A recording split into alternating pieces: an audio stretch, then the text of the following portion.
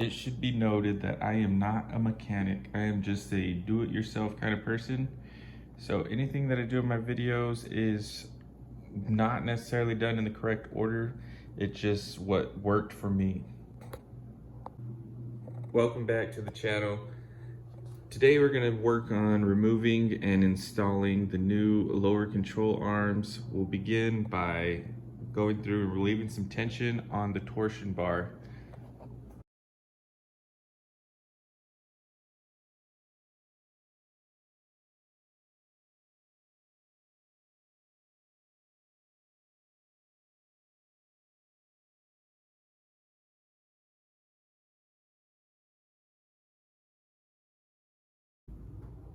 All right, with the vehicle now jacked up and jack stand secure, we're gonna go ahead and locate this torsion bar, and we're gonna relieve some tension off of the torsion bar and begin our disassembly of the lower control arm.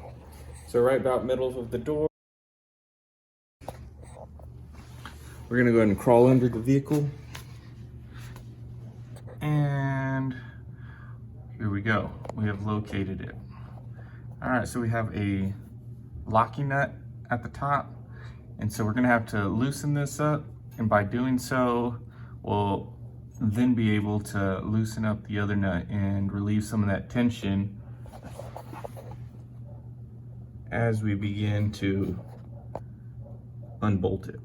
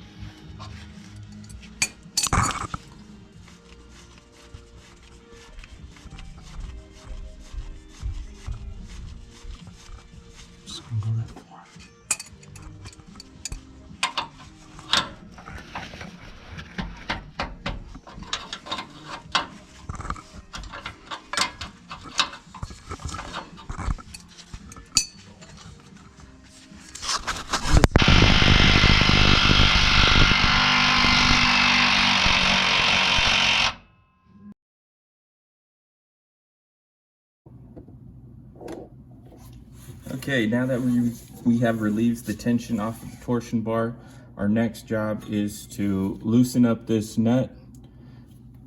And the reason why we're going to start there is because on this anchor sleeve, there is a spindle of little splines on the other side of this nut right here.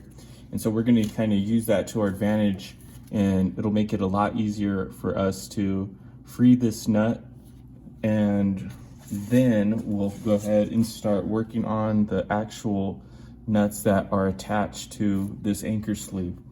Now, once we got those bolts removed from that anchor sleeve, we're going to slide the anchor sleeve back on the torsion bar itself, and then from there we can remove the torsion bar from the vehicle.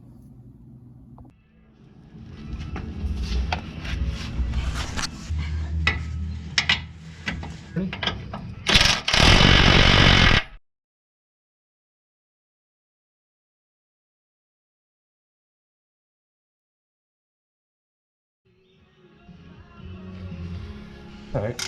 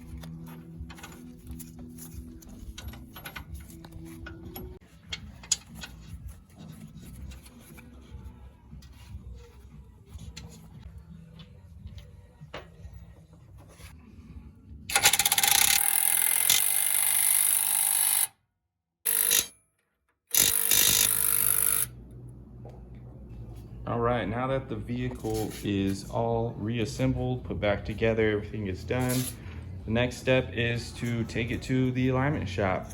Make sure that, let the professionals get it all dialed in. Now, I'm not going to link any of the parts that I used. I bought my lower control arms and tie rods from Amazon, and I do not recommend those parts because I had a tremendous amount of problems with the passenger side that I didn't film. Luckily, the driver's side went a little bit more smooth, but I would recommend buying quality parts. Spend the money and do get the good stuff. This is something that I did with my dad, and I'm very appreciative for the help. I recommend that you get an extra pair of hands whenever you're doing a project like this. Again, I'm not a professional. This is just how we approach the job. We're able to get it done in about 3 hours. So my advice to you is just get out and do it. Just do it.